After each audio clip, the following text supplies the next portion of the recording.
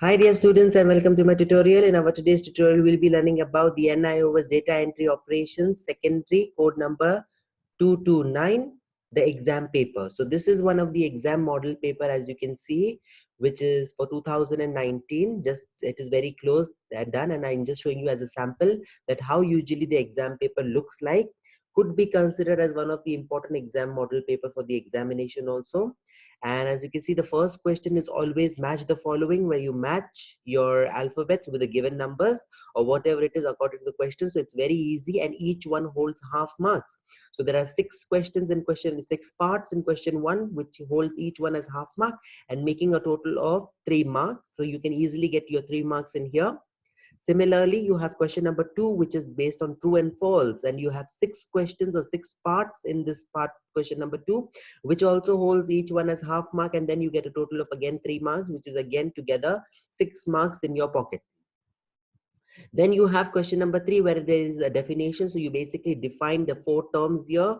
Usually 3 terms or 4 terms comes in order for you to define it, and you just get for each one 1 mark. So there are 4 parts to question number 3, each one holding a mark, giving you a total of 4 marks. So the above was 6 and this is 4, total 10 marks out of 40, because the whole exam paper is for 40 marks. And secondly, the minimum duration time is for 2 hours. So you get it for 2 hours and for 40 marks. Now, moving forward to question number 4, where you have to write short notes on the given questions, and each question or each part carries around 2 marks. So 2, 2, 2, which turns out to be a total of 8, and now it became 18. Then there's always a question in the format as differentiate. So basically, it's always like that: match the following, true and false, define, write short note, differentiate. This is a common thing that keeps on coming. The format remains the same, and then when you differentiate, so you differentiate between such like page size and page orientation, headers and footers, and each one contains 2 marks. And then sometimes questions can be asked to define differentiate between copy and moving, so semi or copy and cut. Okay, then you have question number 6, where you have simple question answer, which is 5 questions or 5 parts given to these questions, and each one carries again for 2 marks, giving a total of 10 marks over here.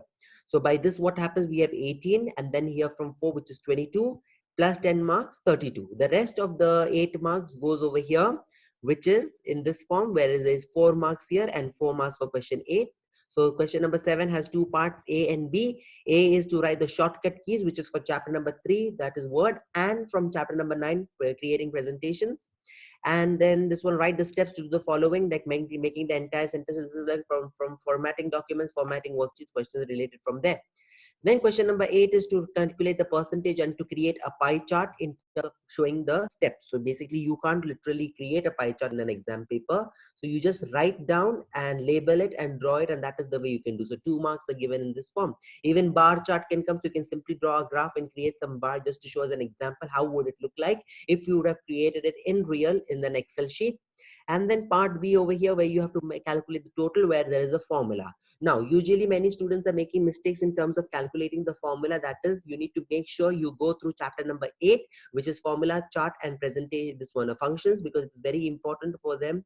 For that side, for you to know how to calculate the addition, subtraction, multiplication, or division, whatever it is, using the particular formula, including knowing how to calculate the average, min, max, count.